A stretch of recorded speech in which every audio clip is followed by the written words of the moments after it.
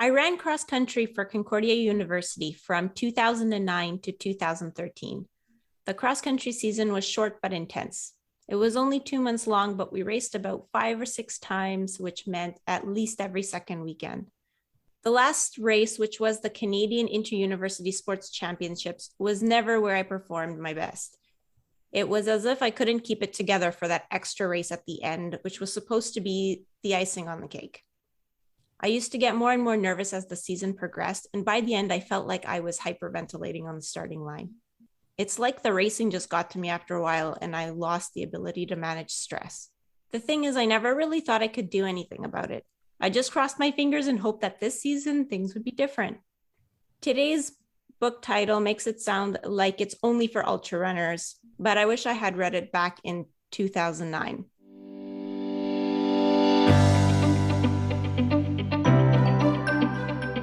Hi, and welcome to the Running Book Reviews podcast, where we review running books to help you decide if you'd like to read the book for yourself. We also hope that listening to us chat about running can help keep you motivated about your own running or maybe inspire you to try something new. My name is Liz, and with my co-host Alan, we're going to talk with author Addie Bracy about her book, Mental Training for Ultra Running. Ultra endurance events, they have one of the highest dropout rates. While some people need to drop out due to injury, obviously, sometimes it's because people are lacking the mental fortitude that they need to get through a rough patch during such an ultra race. This book has many exercises and techniques to help you build a toolbox so that you have what you need to get through a tough race. And although the examples and featured athletes are from ultra running, many of the skills are transferable to shorter events and even other life goals. In fact, any event where you have to bring a little bit of mental fortitude to bear. So you know what you're getting yourself in for in this podcast. I'll just list for you the 10 chapters that make up the book. So 1, why psychological breakdowns happen in ultra running. 2, find your why for running. 3, manage your stress response. 4, get comfortable being uncomfortable. 5, run the mile you are in. 6, stick to the grind. 7, be adaptable. 8, run with courage. 9, get out of your own way. 10, emotionally bounce back from physical setbacks. This is what we've got to look forward to over the next few minutes. Let me tell you a little bit about author Addie Bracy. Addie is a long-time runner. She started out on the track and spent about 15 years running more traditional track and road races before discovering ultra running. Although she's now a professional ultra runner, Addie was a 3-time USA track and field national champion and a 3-time USA Track and Field Women's Mountain Runner of the Year. She's also a Runners Alliance ambassador, and also, is there no end to this woman's talents, a mental performance consultant to elite athletes across a range of sports, and is certified by the Association for Applied Sports Psychology. Welcome, Addie. Yeah, thanks for having me. Did I miss anything out? No, I don't think so. Okay, well, let's launch in. Talk to us. How did you decide to write this book? Oh, honestly, I wanted this book to exist. I think I more sought out the resource as an athlete. Can relate to some of the things that Liz was saying, where I could think back to some of my own performances and my many years of competing. And more often than not, could probably find some like psychological or mental reason why it didn't go as well as I wanted it to. So I found my way into the field of sports psychology, I guess, first, and decided to make a career change. I was coaching at the time, and decided that sports psychology and kind of mental performance was a resource that I thought was not only more needed, but also just like less accessible. It just didn't really exist, at least to the level that I thought it should. I was lucky. I already lived in Colorado, and University of Denver here has one of the best programs in the country. So I went back to grad school and just kind of by happenstance actually ran my first ultra while I was in grad school, studying sports psychology, and just immediately recognized how different this sport was. Even though I had been doing, been a runner for my entire life, I could just see something happening at the psychological level at these longer distances that maybe I didn't see, running 10Ks and marathons. Not to say that there's not a psychological piece in those events, there definitely is, but just maybe a bigger piece of the pie and the longer the race goes. So at first it was literally just out of curiosity for myself.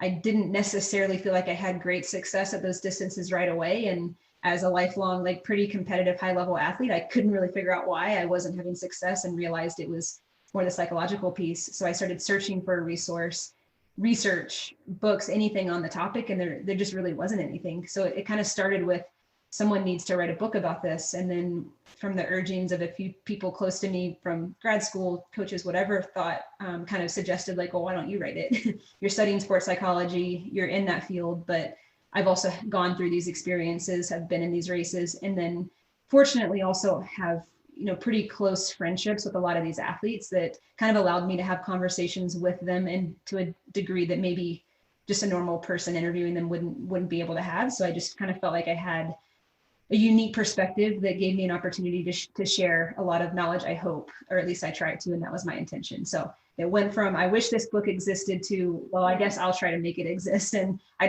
hope that I did a good job at that, but my only intention was to help other people that maybe were searching for the same resource. Did the mental aspects of ultra running, did it attract you? Was that one of the things that you sort of found intriguing? You thought, hey, I'm doing this extremely difficult thing, and now it's becoming a mental exercise, and that's sort of intriguing to me. It's kind of like a puzzle, and I find that I've been studying in that area, and I'm finding that I'm discovering it in ultra running, and that kind of draws you in.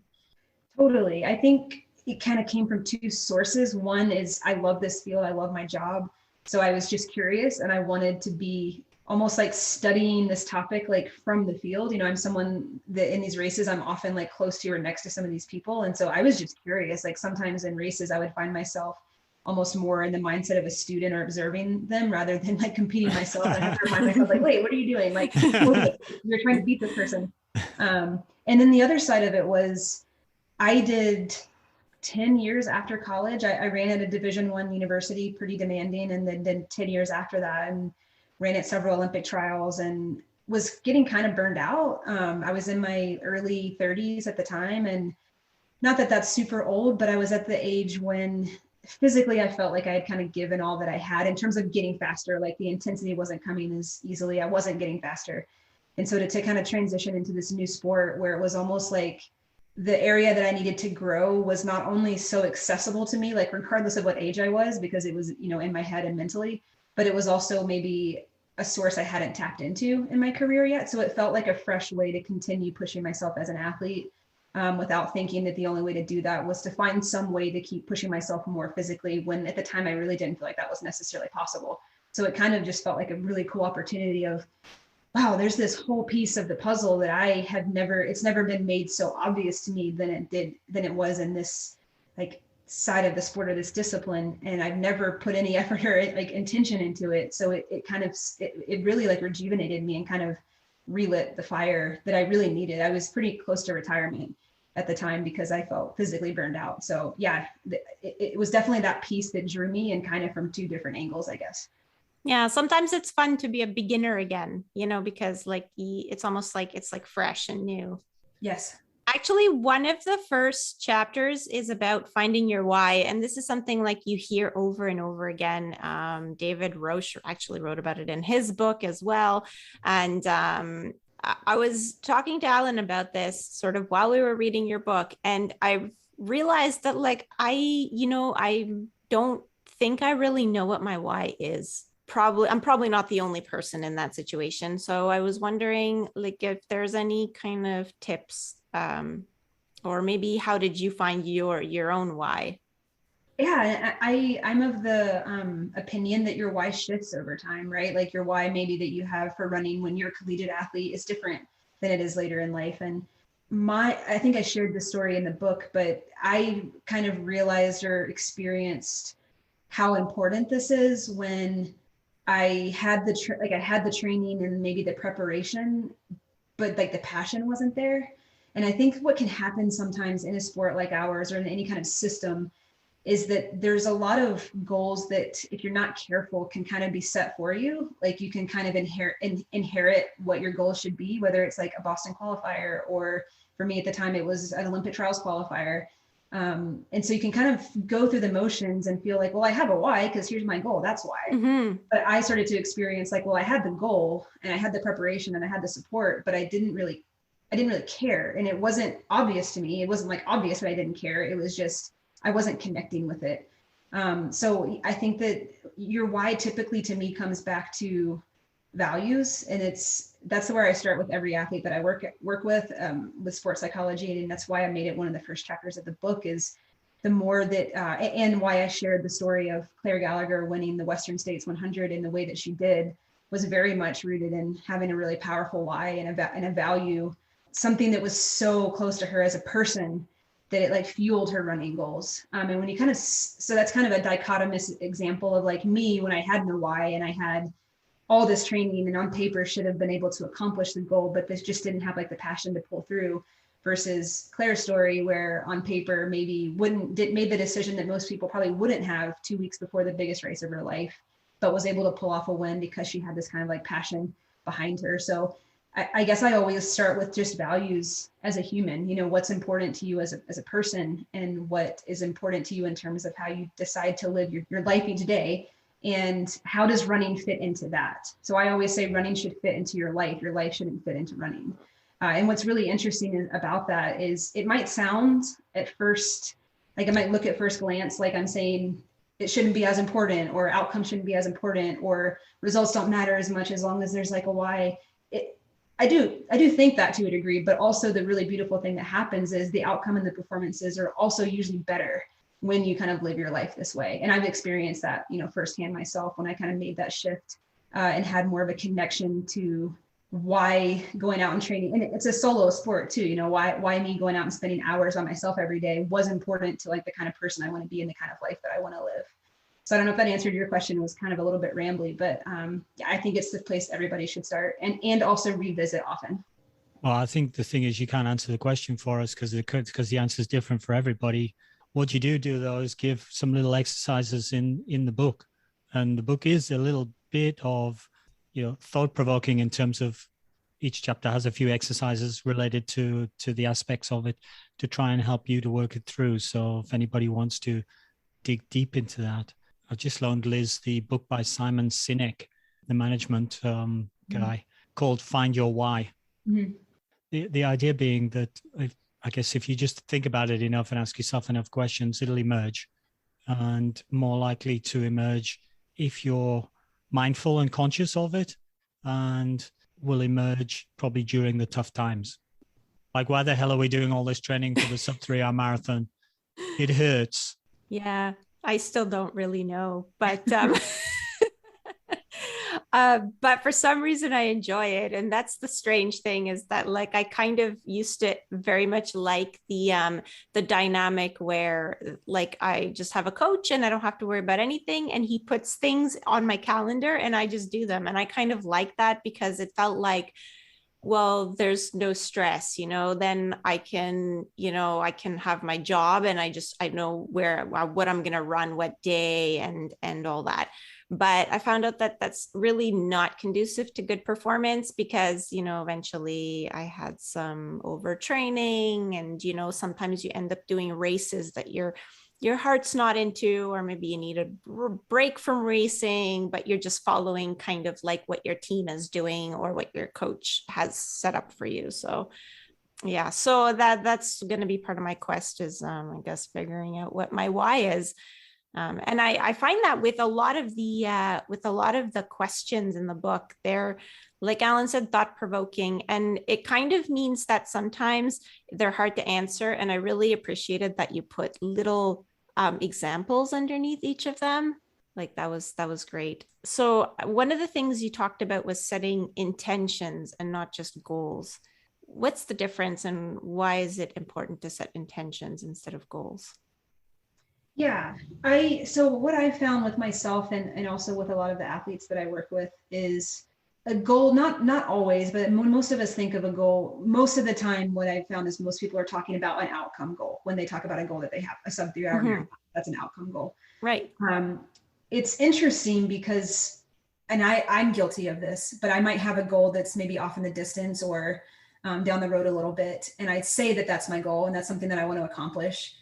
But what I often have athletes do, and they don't like when I do this because the answer sometimes doesn't look great, is when you kind of analyze your day or look at your day, it's like, oh, wow, I'm saying that I want this thing, but there's a lot of behaviors in my day that are kind of conflicting with that, that like maybe I pressed snooze and didn't get up and do my run that morning, or maybe I was exhausted and got up and did my run anyway, or whatever it was. So it's when you kind of just set the goal and stop there, there's a little bit of a disconnect. At least this is just what I found. So intentions and commitments, it's just almost like a daily check-in. So, okay, if that's the goal, then what's my intention today? How am I going to kind of get closer to that? What am I going to focus on today? And I think it just keeps you connected with that thing that you're shooting for, so that it's not just this thing that's maybe on your mirror or on your calendar or that you said out loud, but it's something that you're engaging with every single day. It's not, because that's how reaching a performance that you want, or anything that you want, the pursuit of something that you want, is that constant connecting with it. And the other reason is, the thing that I think is the most important as a human being, not even just as an athlete, is self-awareness. So a lot of the tools and techniques, I'll let you in on a secret, are not really about the exercise. It's not really about the exercise. It's just to get you thinking, to get you analyzing, to get you understanding yourself in a better way, in a way maybe that you haven't, because most of us don't. Like I found that through my own process of like, wow, I didn't know myself as well as I thought I did. And so a lot of times too, the intentions and commitments is just that, like engaging with yourself, asking yourself questions, figuring out what's important to you. So a lot of the suggestions and the tips and tools in there are really just designed for that part. It's not about what the answers are. It's just about the engagement and the self-awareness of yourself and understanding yourself better. I guess then you can know what to target as your area of improvement. Once you know sort of how you behave and what your triggers are, or whatever the case is, then you can hopefully you can turn that around. Right. I mean, all day, every second, we're making decisions. So there's something guiding our behaviors and decisions and actions every single day. So the point kind of is like, if you're not doing that intentionally, like, where is that coming from? And so that's, where the intentions can come into play of, it's coming from somewhere. So it better be somewhere that you want it to be coming from. And I think that's probably for us beginners, that's going to be an evolutionary process. So that's like, have a try, come out with some stuff, and you go, well, this seems weird, and you refine it over a period, and something will emerge, or some lines of value will emerge. And that means we'll have to try again to run another 3-hour marathon next year. Yeah. With a more robust value system and intention set. Oh my God. Yes, I was already actually saying that to you earlier this year. I'm like, well, if it doesn't happen this year, then we can work on it for next year. Poor Alan was like, no, I really wanted to do something different next year. Yeah, I mean, the 3-hour marathon for me is a fantastic goal, because it's not flexible. And so it asks you some severe questions. And if you just say it's good because it's asking me these types of questions. For instance, if you go, well, my goal is to climb, I don't know, Kilimanjaro. Well, maybe you just take it nice and steady and you'll get there. But it's hard to do a 3-hour marathon nice and steady because the clock's ticking. Mm-hmm. So you've got to get a level, you've got to reach a level of capability, as well as getting to the end of the marathon. You got to get to the end of the marathon within certain criteria. Mm. I guess we're either going to get good success, or we're going to get good learnings. And I think we need to stay open to the learnings, because if we don't get the success, we don't want to get nothing. Moving on a little bit, in chapter 3, you talk about stress. A few years ago, I was running with a very young runner in our club who was going to run their first marathon. And I said to them, "Oh, are you nervous? Because your marathon is coming up and you've never run a marathon." And they taught me quite a good lesson, because she said to me, "Yeah, actually the difference between being nervous and being excited is not very much. So I tend to choose to be excited."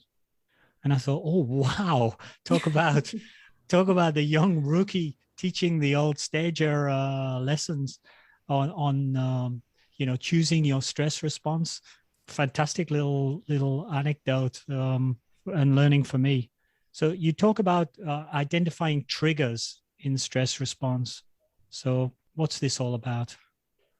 Yeah, I like that. I've used that as well. That yeah, nervousness and excitement often feel the same. And I compare the night before a marathon with maybe the night before Christmas, when you're like a child, it feels pretty dang similar. You can't sleep, Yeah.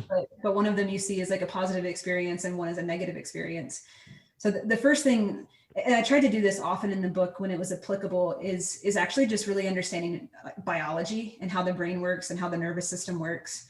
And so often it's not necessarily the stress response or the physiological symptoms that we're experiencing that's the problem. It's our perception of what they mean. I always use myself for an example is I get very nervous the night before races and I often don't sleep. But I used to think that meant I'm nervous because I didn't prepare enough. I'm nervous because it's probably not going to go well. And I'm nervous because I'm nervous if I don't sleep. And if I don't sleep, I can't run well. And I had a lucky experience where the night before a marathon, I didn't sleep at all. I got up at 2 a.m, I think, and went for a jog, like out in front of the hotel because I couldn't sleep. And I called my coach right before the race and said, I don't think I can race. I didn't sleep last night. Let's just like bail on it and try again in like a week or two. And he said, just start the race, see what happens. And I PR'd by 6 minutes and ran 2:35 and had a great day. And so since then, I still don't sleep before races, but I don't have the same perception of what those physiological sensations mean. Like I would say I routinely sleep maybe 3 or 4 hours before a race. But now I see it as like, oh, my body is recognizing that tomorrow's going to be really hard. And I would rather it recognize that than not recognize that. So I guess the first part is just understanding what a stress response is and what is physiologically happening in our bodies. And it's nervous system related. Has to do with like the sympathetic nervous system versus the parasympathetic nervous system. And really the issue is not experiencing those sensations, but more, like I said, the perception of them, but also maybe when, if you're feeling nervous 5 days before a race, then that's a problem. And there's tools and techniques literally like that you can use to kind of control the nervous system a little bit and kind of turn the volume down on the sympathetic nervous system, which I have in the book. But the second piece is recognizing what the triggers are. So triggers are, you don't just have a spike in your stress response for no reason. There's usually something that triggers a threat or a fear is usually most often what kind of causes at least what we think of as like the unpleasant sensations of feeling anxious or nervous or stressed before a race. And what I found is that for better or worse, some of us don't, it's not that we don't just not avoid the thing. It's like we almost unknowingly seek the thing. I do it myself. I found myself before a race this summer, like 36 hours before my race, going into Strava and looking at what all my competitors were doing the last 3 months before the race. I'm like, I'm racing and oh no, that's terrible. Why am I doing this? And that was a trigger. So a trigger for me was putting myself in a situation where I was comparing myself to other people or putting myself in a situation to doubt my own training. So the piece of kind of identifying what the triggers are, some of them are avoidable. So you simply avoid them. Maybe it's like you go to packet pickup early in like the time frame so that you're not there when 10,000 other people are there. Or maybe it's get off social media before a race. But some aren't avoidable. Some also are just part of racing, part of trying hard things. And so when that's the case, I would have to actually look back at the chapter, but I'm sure that I put some kind of like tool or technique to go in and at least think, okay, well, I can't avoid this trigger. For me, I feel like I can't avoid not sleeping, but I do have things that I try. I do have things that have helped in terms of kind of, again, turning down that volume on my sympathetic nervous system. And if that's not the case, then just reframing and perception. Yeah, looking at it as excitement. So I hope that answered your question, but yeah, it's really just understanding that it's not a bad thing. Like I think often because it feels unpleasant, we think that it's a bad thing. And I worked as an intern at the U.S. Olympic Training Center here in Colorado, and my mentor, who was a psychophysiologist, taught this all the time of like, it's not bad that you feel those sensations. We just kind of interpret them as nerves or anxiety, when really it's just, and I think stress gets a bad rap. That term, stress, gets a bad rap. The stress response is your body responding to a situation that is going to invoke stress. And that is, a race is a situation that's going to invoke stress. It just is. And that's not necessarily a bad thing. So it's really just understanding it generally more than understanding your relationship with kind of activation, stress response, how it feels, and more importantly, or most importantly, how it's impacting your thoughts about what that means and how that's going to impact your race. And then that's where you can do a lot of work, is on that piece of how you perceive it and how you're going to let it like shape your thoughts or feelings about how your race experience is going to be. Yeah, I guess most people probably would understand also that no stress is not a good thing. A certain amount of stress. So there's kind of a sweet spot for stress. You use the word activation. You need to be on. You need to be switched on, but not like overloaded. You don't want to be flatlining at the start line. You want to be peppy and ready to go. In the zone, so to speak. And we talked about controlling too much stress, but are there ways in which you maybe need to tone yourself up a little bit sometimes? Totally. I see this a lot with athletes who maybe set the bar pretty low for their expectations of themselves. Oh, guilty. I've done that. Yep. And in that sense, I guess it kind of becomes more like a chicken or the egg type thing, in the sense that if I was feeling, or if I thought someone was feeling low levels of stress in terms of didn't really care or felt kind of bored or felt like apathetic or like, yeah, I'm going to do this thing, but whatever. I wouldn't necessarily, as like a practitioner, target that specifically so much as I would want to understand then what's the goal kind of, or what's the relationship with the goal that you've set. And if it is feeling like it's so low that it's not invoking some kind of reaction from you, then why did we set the bar so low? Is it because you have a fear of really going after something and failing? Is it you have a fear of the pain that comes with it? There's usually a reason. So I guess I would see kind of like low activation as a symptom, and I would want to uncover kind of what the reason was. But at the same time, I think I mentioned this in the book too, we're also talking about ultra running. So there's going to be times when activation is low because you're running for 4 days or 5 days. So in those instances, yeah, there are things you can do to target the nervous system and kind of, activate more or turn yourself up a little bit more, whether it's music. There are other breathing techniques that do that. There's, blue light therapy that athletes use, of like having blue lights in their eyes. So obviously I do think there's a unique piece in ultra running that comes with, I just did this at the race that I did a few weeks ago, started midday so that it went through the night. And I had never done that. So I had a period where I was so tired, like easily could have just laid down on the trail and gone to sleep. And I'd never experienced that. So there's also, there's certain circumstances and scenarios in certain races where just as a byproduct of the challenge, your activation levels might be lower than normal. So there's kind of different reasons why that could happen, but each one kind of comes with its own, I guess, rubric for assessing what the solution should be. And maybe, would you maybe want your activation level to be low? Like, let's say you're doing 100 miles, which I can't wrap my brain around yet. And it's the beginning of the race. Then like you don't want to go out too fast. So would you maybe want, like, if you didn't have an acceptable level of activation for racing, but maybe would you tolerate it for a certain period of time? Totally. Yeah. When you think about like the activation, so there's I think I even put the inverted U diagram in the book, but yeah, there's kind of what Alan was saying. There's an inverted U. It's like too low, not great, too high, not great, but kind of in the middle, it's optimal performance. But the key thing to remember is whatever that threshold is for optimal performance is unique to the person. It's unique to the event. An example I like to use is like the optimal level of activation for me on the start line of a 100-mile race is much different than someone on the start line of a 100-meter race, right? Like they probably want to be like super like jacked up because they got to get off the line. But you're right. For me, I want to be pretty calm. Like this thing's going to be going for the next 20 hours. So if I'm too ramped up right now, that's not sustainable. So yeah, keeping that in check and recognizing that when you're activated, your nervous system is turned up, you're using energy, like it's using energy, and energy is a precious resource. So you definitely not only want to, but need to have some level of control over that, just like you would pacing yourself or anything like that. Like in terms of stress and feeling stress and being overly activated, could you did mention a confidence journal in the book. That's one of the things that, you suggested that athletes use, but could that be used sort of to decrease your level of stress when you're getting ready for a race, let's say the night before, and you think like you can't fall asleep? Would that be something you'd suggest?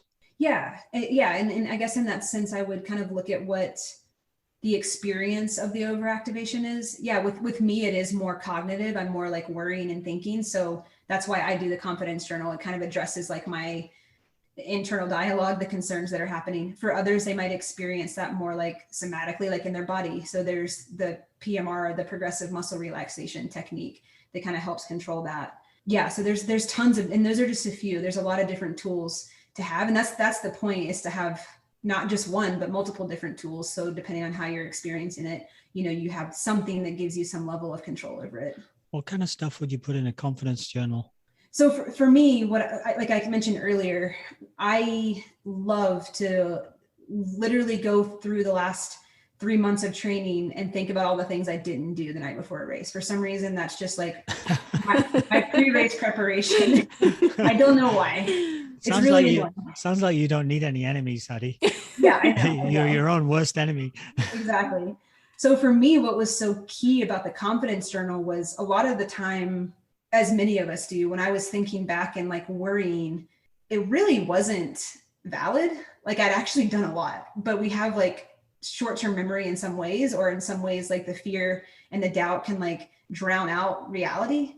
Mm-hmm. So what I liked about the confidence journal is I keep a confidence journal like through a whole training program, and write down, it doesn't even just have to be training. It could just be like, I'm having such a good life balance right now, or work's going really well too, or this workout went really well, or I'm running the same amount of mileage, but it feels great, whatever it is, just kind of track, or I had a really great run, and more objective stuff too. Like I did this run 30 minutes faster than I normally do. And the point is that then when I get to the night before the race and I'm having all those thoughts of like, I should have done this, I should have done more of this. Mm-hmm. Then it's not just about trying to talk myself out of thinking that. Instead, it's like providing not only contradicting evidence, but evidence that's real. So then I have this confidence journal and I'm like, okay, that's crap, everything that you just said. And it's not even that I'm just trying to tell you that, I can prove it, because here's the last 3 months and everything that I did to suggest that like, whatever this little voice over here is trying to tell me, like, isn't even true. So for me, it's been really helpful. And that the reason why I give so many different tools in this book is like, what's helpful for me might not be helpful for someone else. But for me, with someone that's very grounded in reality, when I intend to be or when I can be, it's useful for me. But when I don't have that there in front of me, it's really easy for me to run away with like all the what ifs or I should have's. I just need to check with you, Addie, that you don't keep an uncertainty journal as well, where you write down all the negative things, so you can convince yourself that, yeah, look, it was right. I haven't done the training and the weather is going to be hopeless. And I didn't eat protein after this run. So actually you had mentioned something that I know that I experienced when I was running cross country in university was, you mentioned like for some people, you will lowball your expectations because you're afraid of the hurt, the pain of the race. And we used to run for cross country, used to run 5K. And I remember like, because the races were so close together in cross country, the pain was so fresh in my mind and it was so overwhelming. And I think like that might've been part of my problem, was that by the time I got to the end, it was like, I just had this mental fatigue of like putting up with this, the intensity of that race distance. And you described Jim Walmsley, which I mean, I've watched him run on YouTube, live feeds of races, and he just goes out. He just looks like he goes out with the intention of seeing how early he can suffer and how long he can suffer. Like that's kind of how he runs. He just kind of like, he's one of those fade from the front kind of guys. So you got to speak with him and you featured him in your book. And he said that he suffers a lot in training, so it makes him feel more comfortable being uncomfortable. But you then kind of mentioned a few other techniques that people can use to deal with the discomfort of racing and being more comfortable being uncomfortable, like fatigue dismissal, visualization, chunking effort. What are some of these techniques that we can use? And yeah, especially me and Alan getting into that sub 3 hour marathon, that's definitely going to hurt for the last 12K, for sure of it. Totally. Yeah. His interview was very interesting because I think I wrote it in there, but he said, yeah, I'll do an interview with you, but I don't really think I'm that mentally tough. And I was like, oh, well, tell me more about that. And his response was, I think I just train so hard and prepare so well that I'm just like the fittest runner out there. And I kind of was like smiling so big when he said all of it, because he was just proving what I already thought, which was that the pain and the discomfort it doesn't bother him to the level that he doesn't even notice that it's there, because you can't do the training that he does. I mean, gosh, like, I even remember what he was doing before Western States this year. He was injured, so he was biking like, I don't even know, hours and hours a day, doing like 30,000 feet of vert, which is crazy. And it's just not humanly possible to do the things that he's doing and to set the records that he has without the discomfort. But the fact that he can say, I don't think I'm really mentally tough because it's not really there that much, means to me that he's calloused himself so much to it that it's like background noise. He doesn't even notice it. So some of the techniques are really well, first, it's just acceptance that you're not avoiding it. If you're lining up and you want to do something hard, it's going to hurt. I've spent 20 years as a runner thinking that maybe one day you hit like a certain lifetime mileage and then it doesn't hurt anymore, but it just doesn't. And the people that are the best know that. I remember hearing a quote from Shalane Flanagan where she talked about, similar to Jim in terms of racing strategy, of like, she wants to get to that point where it hurts, because to her, the hurt and pain means good performance. The hurt and pain doesn't mean, oh God, this race isn't going the way that I thought it was. So the first step is just kind of redefining your relationship with what the pain means. It's not only unavoidable, but it's just like, it's a part of accomplishing something that you want to accomplish. Doing hard things and accomplishing big things come with that. And so when you can kind of give it that meaning, you don't have to welcome it. I have a lot of athletes that push back on me like that, of like, oh, that sounds like, I don't know, I'm not really a masochist like that. I don't really like want it to hurt. But if you can get to a point where it's okay that it hurts, and there's just kind of like a coexistence with it, and you're not trying to push it away, it's a really kind of beautiful place to be in. And so ACT, which is a common therapy technique, acceptance and commitment therapy, has been really helpful with a lot of people for this. They've done a lot of research with people that have like chronic illness, serious surgeries, like major injuries too, of just dealing with pain by learning to notice it, but not give it any kind of like meaning. And I think, if I'm being like reflecting on myself and a lot of athletes I work with, it's really that piece. It does hurt, of course, but I think it's also in the moment of what we think that means. I think it's easy to fall into the trap of thinking this hurts right now because my race is falling apart, when that's not true. Mm-hmm. It's really kind of what you using it as feedback rather than just using it as information. Like I talk about that a lot. There's a difference. And if you can just take it as information instead of feedback, sometimes it is feedback. Sometimes there is like, okay, slow the pace down, but sometimes it's just information and it doesn't need any kind of meaning. So you brought up some specific ones. Oh, so chunking is a great one. And one of the reasons why it works so well is pain is also just our body communicating to our brain and vice versa. So in some ways, one of my mottos in races is like, I literally verbatim say to myself, this isn't real. It's just superficial. It's not real, because pain is just information. So chunking is kind of playing into understanding how your brain works. When we think of pacing, which is a more physiological term is regulatory anticipation, which is literally like adjusting the effort that you're putting out based on how long you think you have to maintain it. So if I put you on a start line and say, okay, I want you to run 1 lap around the track versus you're going to go run 10 miles, your brain and your body are doing the math to like interpret what that effort is.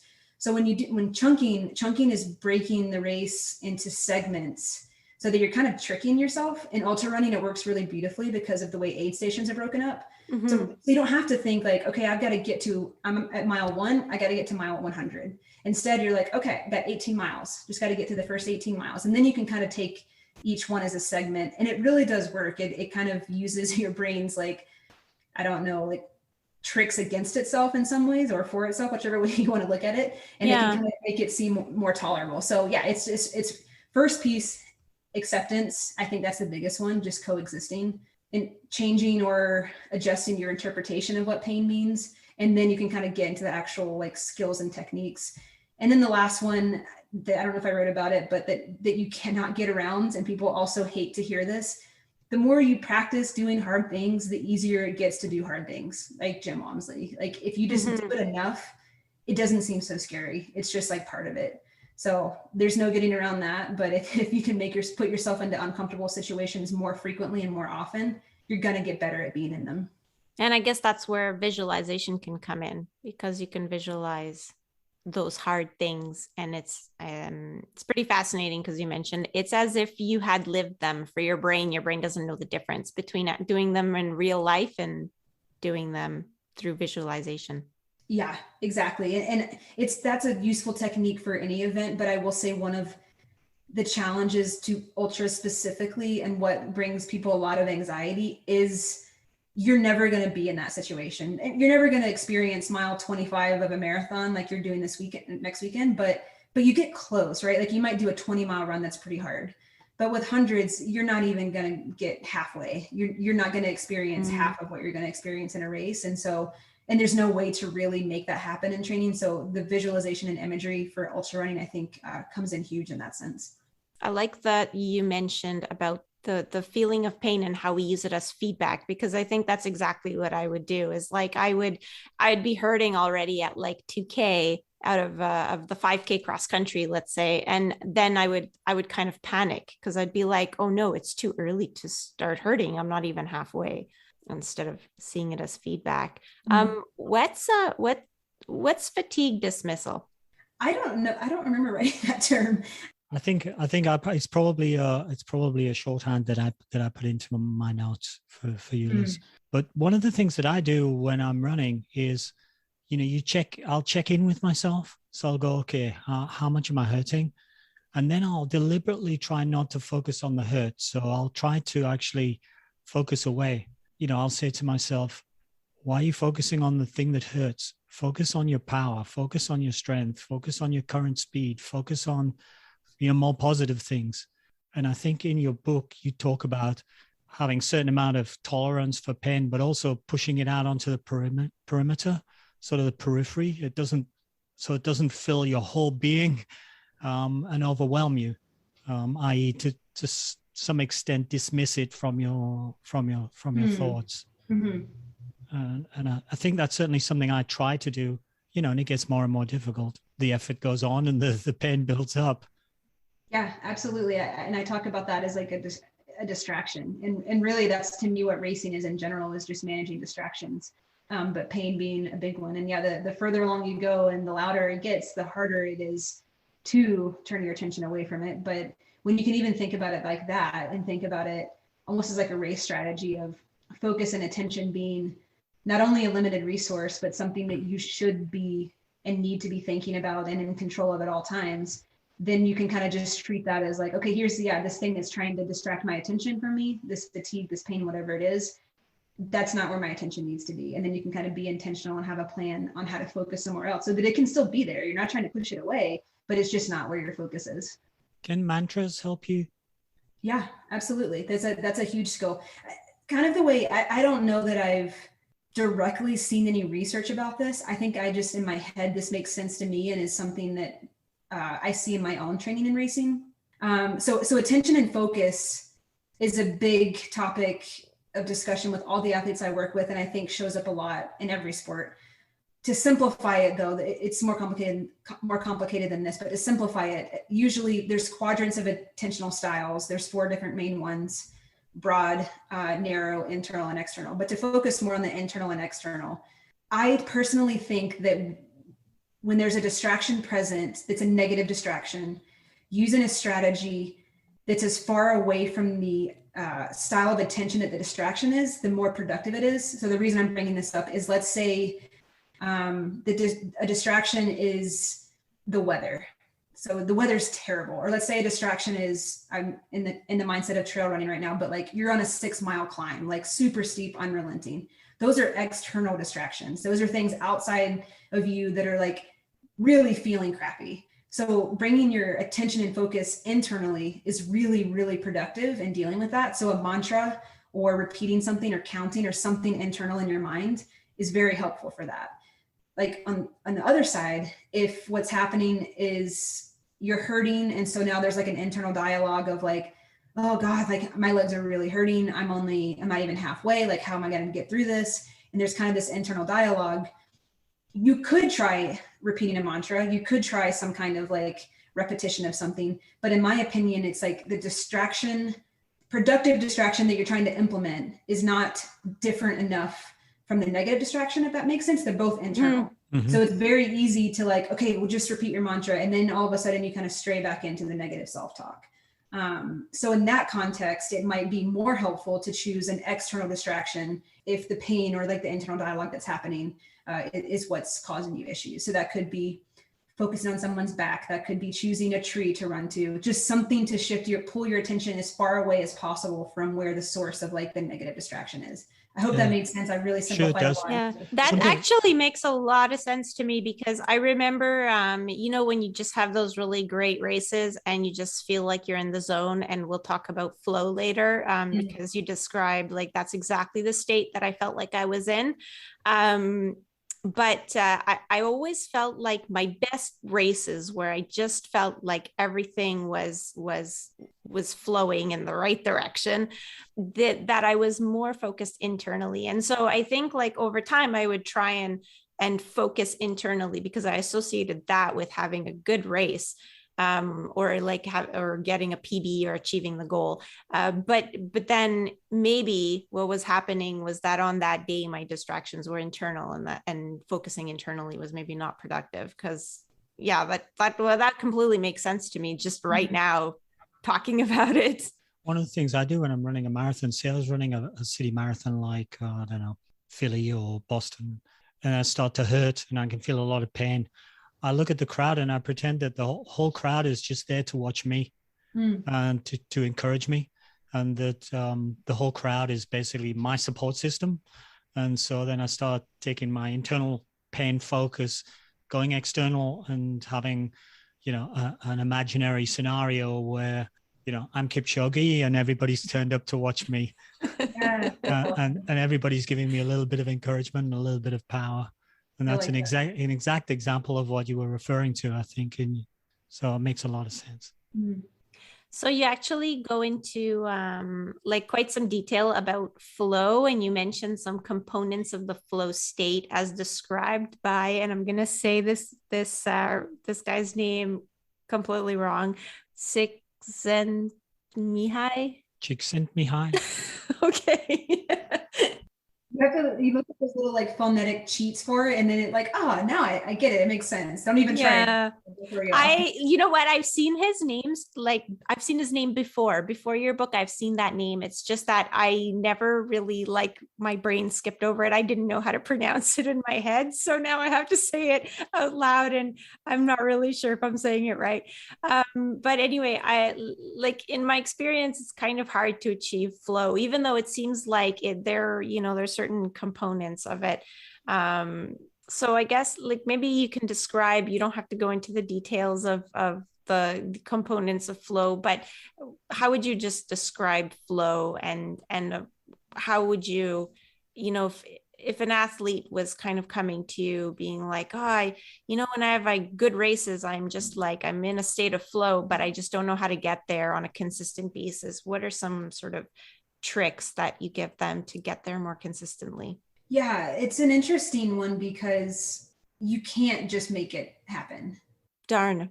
I know. You can create I was hoping you would have the bottle of flow juice that you would just give to us. We were just looking at you for the secret. Yeah, I wish. Yeah, you can't just make it happen, but you can. When you look at the different components, I think there's 8 or 9 of them. There's a lot, but you can kind of create the right circumstances for it to show up. It's interesting though, because if you were to talk to most high level athletes, most of them don't experience it as often as you would think. I had a race, the one I just had, I would say is the most in flow I've ever been for an ultra race. And I will hold on to that memory forever, because I don't even know if it'll ever happen again. It was just one of those races where things came together, and the experience I even knew at the time was I think even those of us that are lucky just get to experience that a handful of times. So I guess the first thing I want to say about it is you don't have to be in flow state to have a great race or a great performance, but it's worth talking about because it is definitely a psychology buzzword and a real thing in sport. And like I said, you can't make it happen or just summon it up, but you can kind of create the right circumstances for it.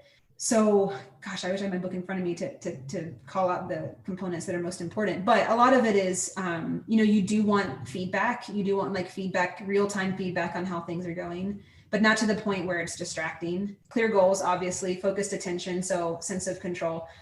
Those are all things that kind of make it more likely. I think the focus piece is a big one. That's something that I keep coming back to, is just I don't think most of us think about or understand or put enough intention into focus and attention. I do think the focus and attention piece is one of the biggest hindrances. Not focus, maybe unfocused attention is one of the biggest hindrances to flow, because when you reflect on your race that you were just talking about, and I reflect on mine, it was almost like effortless in terms of my attention and focus just felt like it was going where it needed to, and it wasn't getting hung up or like snagged on the distracting pieces. So if anything, I think at least to get as close as possible to replicating that or to falling into that flow state, it would be putting a lot of planning and intention behind the focus and attention piece, because it's when we get hung up on the distractions that we kind of ruin the possibility of getting into this state where things are just coming and feeling effortless. It's when we're focusing on the things that we're supposed to, we're shifting our attention when it needs to, that it starts to feel like it's just smoother and coming together in the right way. So those are kind of the pieces that, like, yeah, if you show up with a clear goal of what you want, you're getting constant feedback throughout the process of how that's going, but not to the point where it's a distraction, not to the point where you're checking your watch every 3 minutes to see if you're on pace still. It's just like the perfect balance of all these concepts, and each one is really easy to tip over into like negative territory. So if anything, it's just like a mastery of these different components in a way that comes together to create this experience that's like very magical, and doesn't happen that often, unfortunately, but that's okay too. It doesn't have to still have like a great performance. That's reassuring. So, Alan, if we don't have a flow state on October 17th, it's going to be okay. Yeah, I don't think I'm going to be doing that very much. Maybe I might get some endorphin, like assisted out of body experience or something towards the end. I always say to the people I'm running with, if I start towards the end of the run, if I start telling you all that I love you, it's not real. It's just biochemical. It's just biochemical.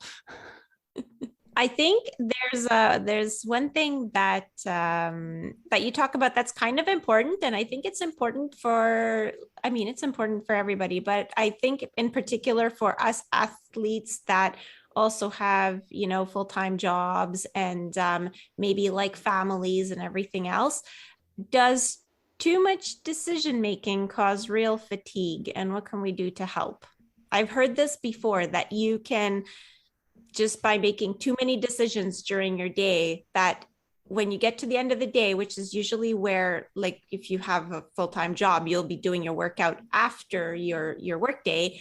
And then you get to the end of the day, and like, you, as much as you were excited at lunchtime that you were going to go have this workout and you thought it was going to be amazing, you get to the end of the day and you're just flat, don't have the willpower and the concentration anymore. Yeah, it's very real. I think I used the example in there of some kind of like high power people like Steve Jobs and Barack Obama who just wear the same outfit every day because they don't even want to like bother themselves with a decision that's like so insignificant. So absolutely, decision fatigue is real. There's so much research that's been done, particularly on like willpower and good decision making after like cognitively demanding tasks. So if they give someone like a task that's like pretty cognitively demanding, similar to like having to make a lot of decisions and consider different scenarios, and then have them, I don't remember which test it was, whether it was like time to exhaustion test. I know it's common in like dieting and stuff too. People make poor diet choices when they're cognitively tired or fatigued. So it's absolutely real. And it's hard because sometimes it's not avoidable. Like life is constantly about decision making. Like every day, every second of the day, we're making decisions, but a lot of it is happening like subconsciously or under the surface. We're not considering or going through every possible scenario. The point is to maybe cut down on some of the decision making that you can. I think one of the examples I bring up is at least surrounding a race or even in a race. I see this so much, like people will create, especially in ultra running again, where it's something that could extend over days or at least a day, have like at aid stations, like a smorgasbord of stuff to choose from. And you go into an aid station and you're tired. The last thing you want to do is decide what you want to eat. Sorry, my dog's barking. So I even have one athlete that I work with who doesn't, her her process at aid stations is she just eats what she's fed. She doesn't make a decision on it unless something's wrong nutritionally and things aren't going down well and she needs to. So in the context of competing, you want to pare down the decision making as much as you can, and also the days leading up to it if you can. So maybe that's like taking a day off of work, or if you can, maybe taking a break from the kids if that's possible. But in the context of recognizing that sometimes it's not avoidable, like you can't just cut decision making, like go to your job and say, I'm not making any decisions today, then at least you can understand the fatigue that's related to it, so that could look like getting your run in the morning before, or it could look like still doing it in the evening if you have to, but cutting yourself a break, or recognizing that if you feel tired, it's real. It's not just it's still something that should be taken into the equation. Like fatigue is fatigue, and it's cumulative, and it comes from all different sources. And it's not like we compartmentalize that in our lives or exist in a vacuum as an athlete. So I guess my point in bringing that up was, if it's possible to pare down the decision making and say, like, especially in the context of racing, I think that's super important. But if not, at least recognizing that it's a factor and kind of letting that understanding play a role in how you approach training. I guess there's some small things you can do, like, pre-choose your race kit and pre-prepare your meals leading up to race and things like that. So you don't have to decide those in the spur of the moment. Some things, well, life gets in the way. Decisions need to get made. Right. Yeah. I think that the whole strategy of like laying out your running clothes in the night before is literally this, like, cut down on the number of decisions you have to make to do the thing you want to do. Liz and I both noticed your reference to Carol Dweck and her study on growth mindset. It's come up. It's come up several times during our podcast at various junctures with various people. The ultimate example of somebody who has a growth mindset, and you referred to her in your book as an example, is Courtney Dauwalter. Seems to be a fantastic example. So tell our listeners, what is growth mindset and how do we get more of it? Growth mindset, I guess, kind of has a couple different components. One is empowering yourself with the belief that you can, like, impact your results. Like, people that have more of a fixed mindset, if we're going to focus on the athletic domain, might think or convince themselves or believe that athletic ability is pretty genetic. Of course, there's a genetic component to it, but might think like, well, it doesn't really matter how much I train, I'm never going to be this because I don't have the genetic ability to do that. And then that's kind of, I guess, it's not on a smaller scale, but then in the context of like existing in daily life, the focus is on improvement, and the focus is on kind of mastery of whatever the thing is. It's not necessarily like focused on a destination. I think I have a very healthy growth mindset to the extent, actually, that in some ways I've noticed one of the downfalls of my athletic career is that I'm not that competitive with other people. I just care if I'm getting better. So that's kind of the definition of a growth mindset, is I only care if I'm doing what I can to continue to get better, which is a great thing. I do think there are some contexts in which I focus so much on that, but I'm like, I don't care if I lose or if this person beats me, as long as I feel like I'm doing what I should be doing. But essentially it is that. It's the belief that you have the potential and ability to continue to improve, that you have the ability to control the results to some degree, not to some degree, to a large degree. And the second piece is not only believing that, but investing in that. So investing in the little things, investing in the long haul, being willing to, stick with something for a while. And one of the quotes I love is like, little by little, a little becomes a lot. So, growth isn't something that happens overnight. It happens over a long period. So when you see people like me who have been in the sport for 20 years, that they probably have a growth mindset and continue to think like, well, even if I'm getting slower or I'm not getting faster, I can still improve because I can get better in this area. So it's really empowering and kind of opens the doors to a lot of different avenues to continue to improve, when the goal really is just to be, maybe better than you were yesterday. I was thinking about Hillary Allen, because she had this big accident and then she was told she would never run again, or she just stuck with it and just, kept on moving forward, and eventually like got back to her peak form, like got back to running ultras. I mean, running distances that I can't even wrap my head around, and she's doing them after being told that she'll never run again. Yeah, she has a pretty incredible story.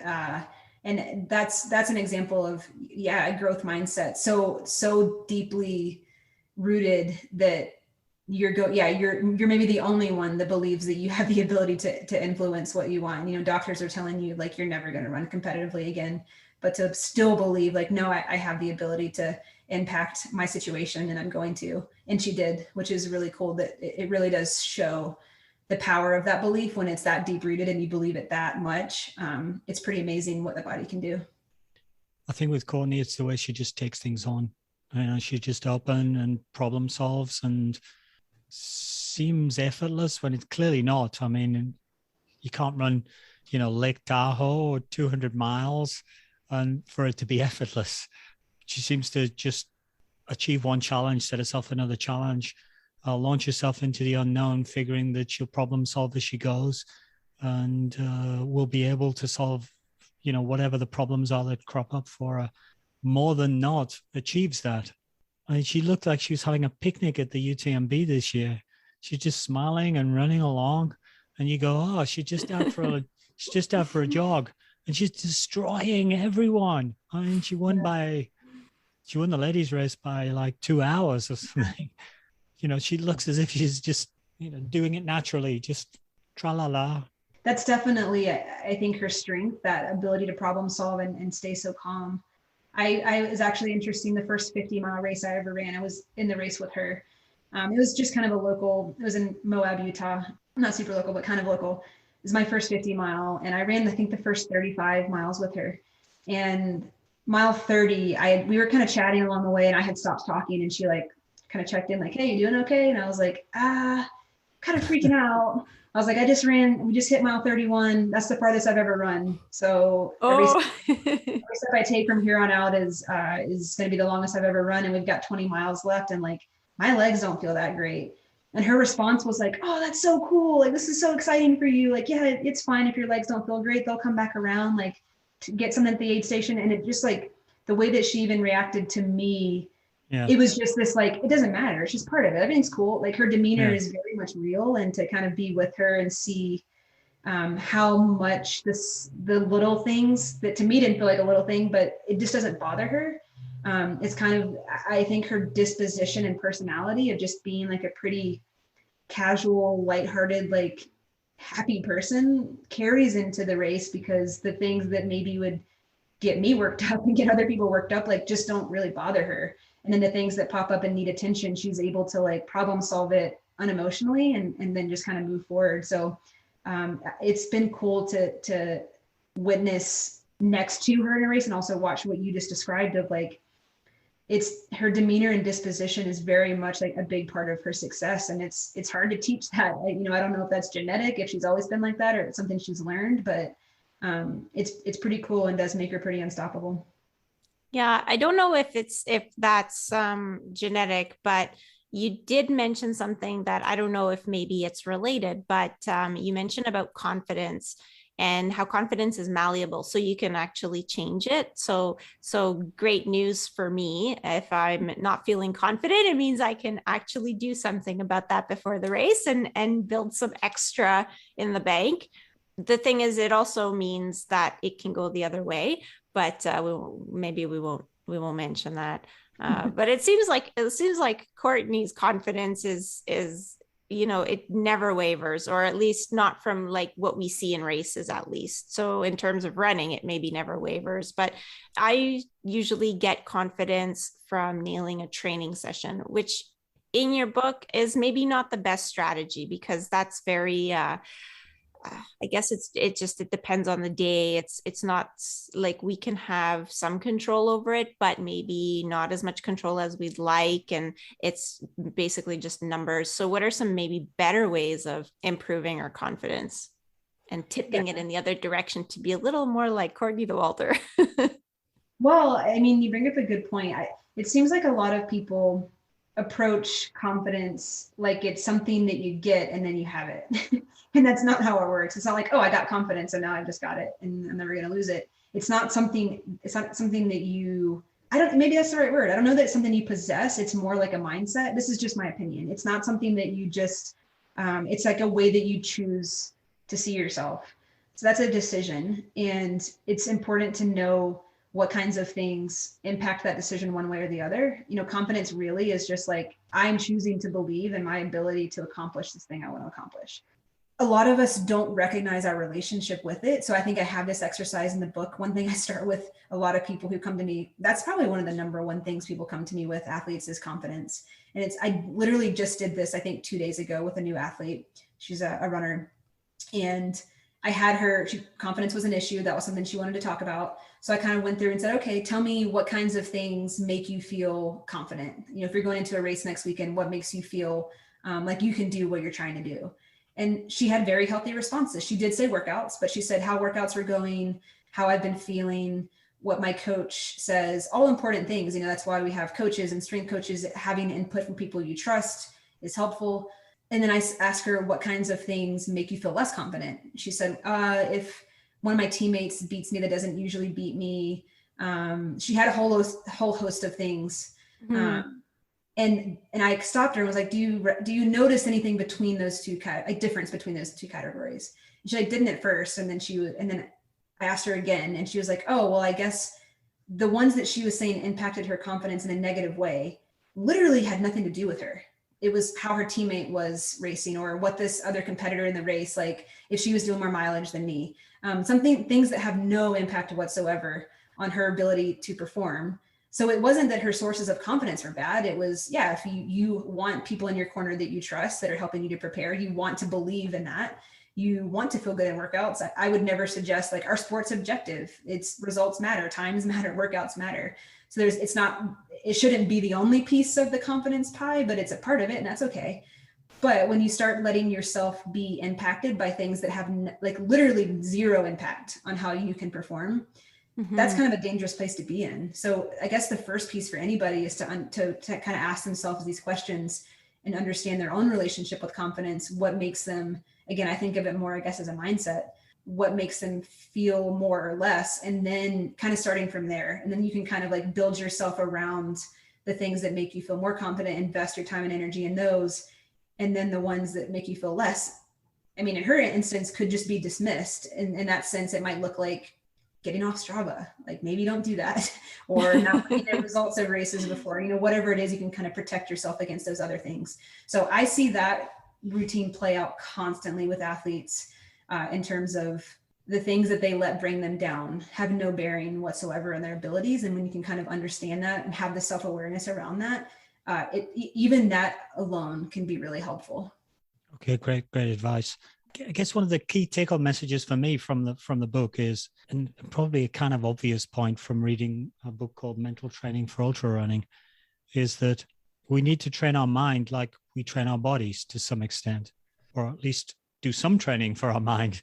Yeah, we might be doing loads of training with our bodies, but we need to do some training with our mind to get it into some sort of smooth, easy performance. You know, the way your body just reacts naturally. You go, okay, I'm going to run, and it runs, and it doesn't go, well, what's this left foot doing? What's this right foot doing?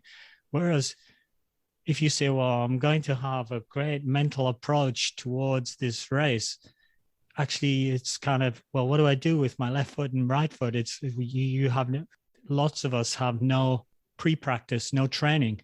One of the things you touch on during sort of that chapter is simple meditation. So here's a free gift for all of our listeners.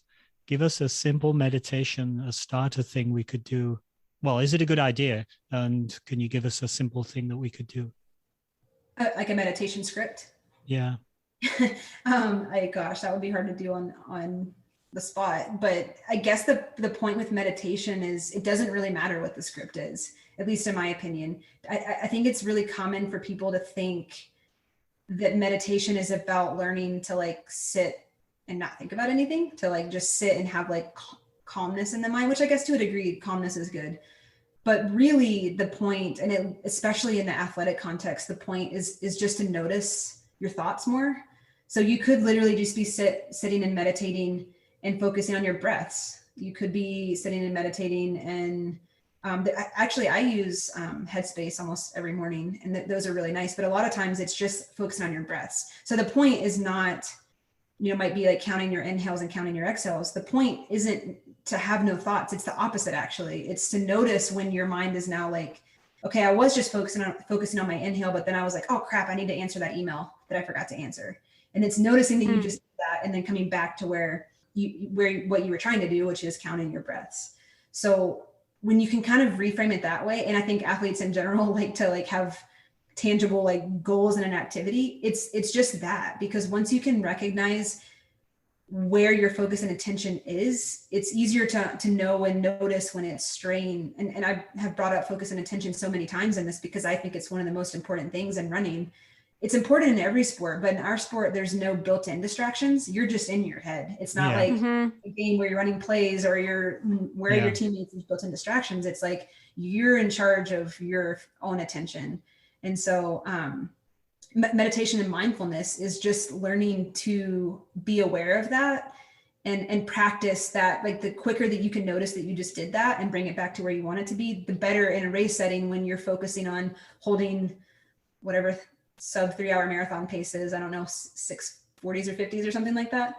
Yeah. As soon as you're, focused on feeling good and hitting the pace, and then your mind strays to like, crap, what if I can't do this? And the quicker you can notice it and bring it back to whatever it is that is most productive for you to focus on, the better you're going to be. So I don't know if that was a cheat of giving a meditation script, but the point is that it doesn't really, in my opinion, in this context, it doesn't necessarily really matter. It's just putting yourself in any kind of situation frequently where you're doing that. Because when you were just talking about physical training, our brain also physically, literally adapts to what we're doing. So there are tangible neurological changes in the brain when people engage in meditation or mindfulness practice daily. Like there are physical changes that happen in the brain. So you have to practice it. It can't just be a concept that you think about and you're like, oh, I remember that. So then when I'm in the race, I got it. I know it now. That's not how it works. The more that you can do it, the more habitual it becomes, and the more it becomes like the new pattern and replaces maybe the old dysfunctional pattern.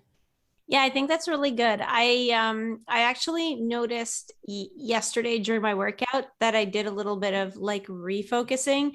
So we were doing like 4 times 1,200 meters at 5K pace, which is kind of hard. And at one point I felt like my mind just drifted to like, oh, I don't know if I'm going to make it to the end of this 1,200. And then I was like, and I don't remember what else, but I thought about something else as well at that point. And then I think I was probably thinking of like, oh, I wonder what we're going to have for supper later. And it was such a random thought.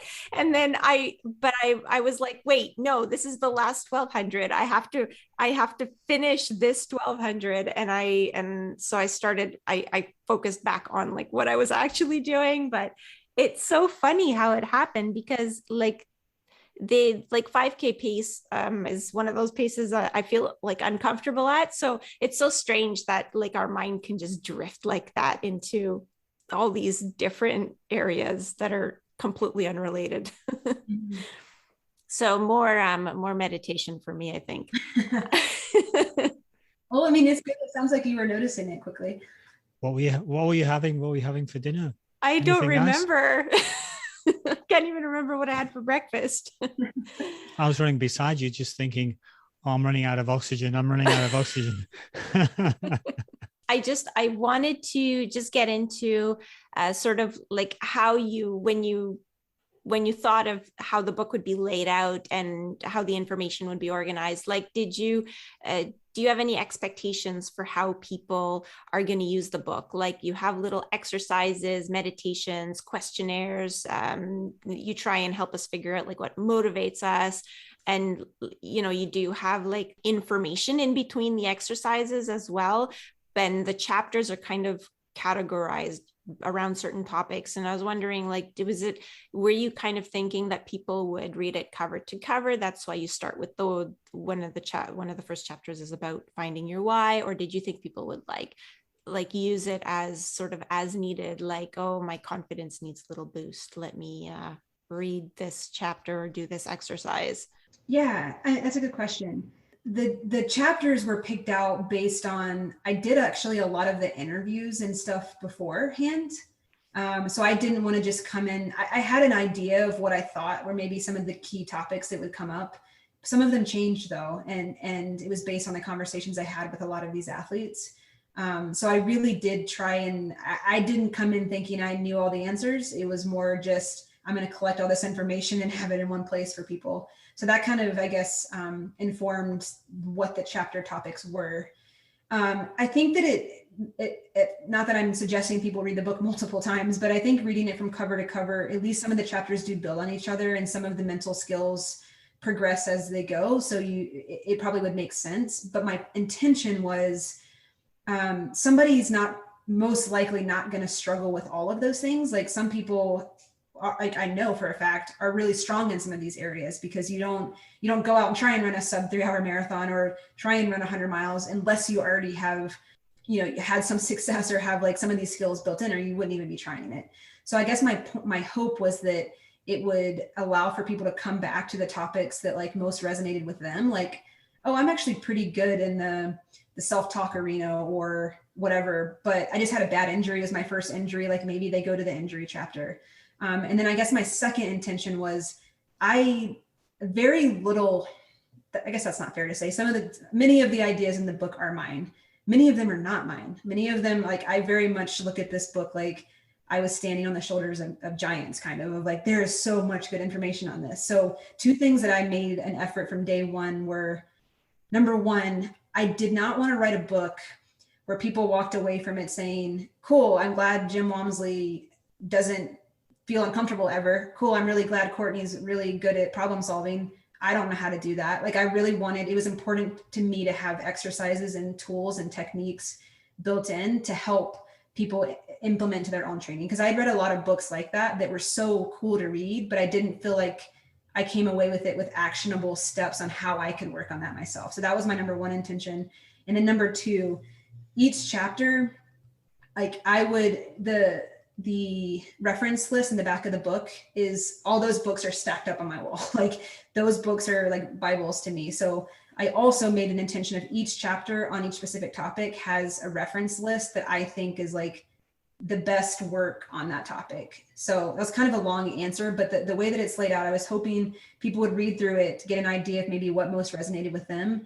And then I tried to make each chapter like pretty robust with like, this just scratched the surface. If this is something that you're struggling with, like, here's a list of resources that will really, really help. Oh, good. Yeah, I did find like the book is very readable cover to cover. But then with all the exercises, I felt like for myself, sometimes I'd be like, oh, I don't know if I can answer this question right now. Skip. Okay. Yeah. Do you actually take clients? Yeah, I have a private practice. Yeah. So I work, that's my day job every day, work with clients, like one-on-one with building mental skills. So if people were interested, how would they reach you? Yeah, my practice is called Strive, STRIVE, Strive Mental Performance, and the website's just strivementalperformance.com. Okay, great. And is that where they could sort of follow you, or do you also have social media? Yeah, I have Instagram. That's really the only social media I use. I'm not super active on it, but it's just at Addie Bracy. And then, yeah, that's the only website I have. I guess I don't update it frequently, but it does have some information on myself and sports psychology and mental performance training, and a way to schedule a session if anybody's interested in that. And I always will say this too, sports psychology and mental performance in general is like such a growing field right now, which is awesome, particularly after this last Olympics. So if anybody goes to the Association for Applied Sports Psychology website, they have a list of everybody that's certified. So the certification that I have is CMPC, so Certified Mental Performance Consultant. It's the only certification in sports psychology, requires a master's degree, like many hours of supervision. And it has a list of people certified in every state. I'm assuming Canada too. So if anybody, wanted to reach out to someone in their area and have like one-on-one face-to-face, there's a lot of really great consultants out there. Fantastic resource. And where would you like people to buy your book? Is Amazon great, or is there another place that you prefer? Amazon's great. I think that's where most of them are where I buy all my books. I think it's like slightly more beneficial to me if people buy it directly from the publisher, but I don't even honestly know how to do that. I guess they probably have a store on their website. But either one is great. Yeah, my goal is just to get the book out there. So whatever easier to people and makes it easily accessible. And there is a Kindle version as well. I heard you mention during your last response about if people are injured, tough mental situations can be exertions, but they can also be particularly if you're injured. And in fact, your book gives great advice on bouncing back from injury. For many of us, being injured is one of the toughest mental situations that we face in our sort of running. It's not so much doing the running. You get comfortable with your level, I guess, and encouraged by your effort. But if you're injured, you can't do anything. Well, if your body's not working, you should look upon it as a fantastic opportunity to train your mental approach. Mm-hmm. And so if any of you out there are currently injured, you need to grab this book and read this book and be working on your mind. One, it'll help you get back from your injury without getting down on yourself. Two, you'll be a better athlete when you come back from injury because you will have a better mental performance to match your physical performance. That's a good point. And I actually like that you say that, because we're taught, and what a lot of mentors pass down to me is you kind of want to be careful sometimes when you add this load to your training program. And what I've found, like, oh gosh, especially this last year being an Olympic year, when our Olympic trials here in the States were, I think they were in June. Yeah, end of June. March, April rolled around, and I just had like an influx of people like, oh gosh, I need to get on this right now because I have the Olympic trials in 6 weeks. And that's great. And I did everything I could to help, but sometimes it's not that useful to try and pile everything on right also when you're in like the highest training load. So when you're injured and not training is actually, or just not even injured, maybe on a break right now, especially probably in general, but especially the trail running season is kind of coming to an end for right now. And so it's like an off season is a great time to start working on this and kind of add this mental load. Like, as we talked about earlier, psychological and mental fatigue is still fatigue. So kind of being strategic about when you add that in, and an injury or an off season is a great time to start working on this stuff, even though it maybe sounds counterintuitive in some ways. Actually, that's a great tip.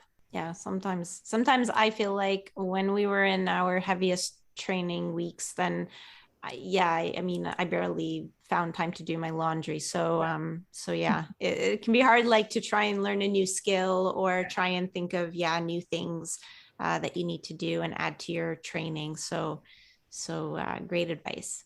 One of the things we do at the end is we just give a little summary, each give a little summary of our thoughts on the book. Maybe I could just offer mine, Liz, and then let you maybe make some comments. One of the things I've noticed you doing this podcast is Human Kinetics, the publisher of this book, make really nice books. They do a really good job. And this is another example. Big, friendly pages with really nice layouts, chunked, blocked out, headings, plenty of subheadings, little diagrams, photographs, little vignettes and examples all the way through.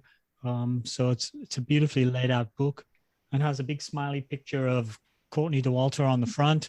What couldn't be better?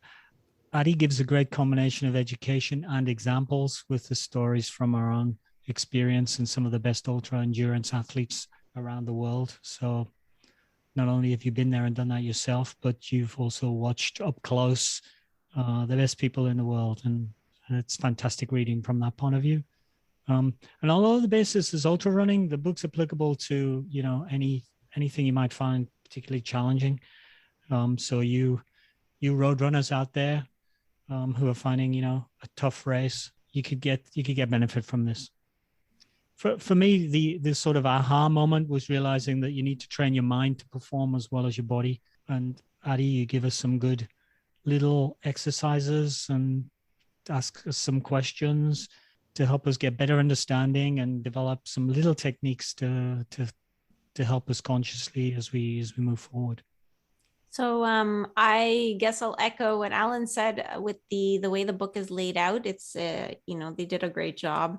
And I like the questionnaires and exercises related to each chapter because, like you mentioned, it's something concrete that we can work on. It's not just like, reading stories, which are super inspirational about these amazing athletes that have like something figured out.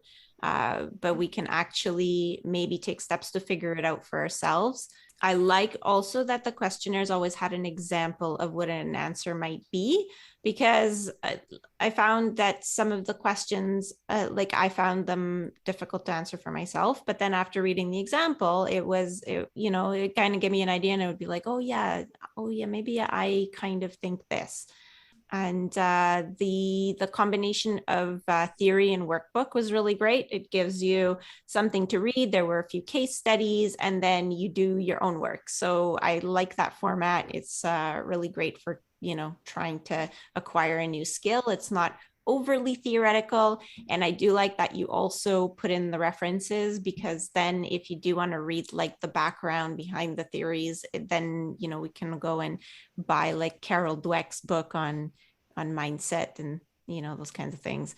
And it was encouraging to read about the struggles of some of the best ultra runners, because they seem to be superhuman, but they struggle like the rest of us, and they just figured out how to focus on the solutions.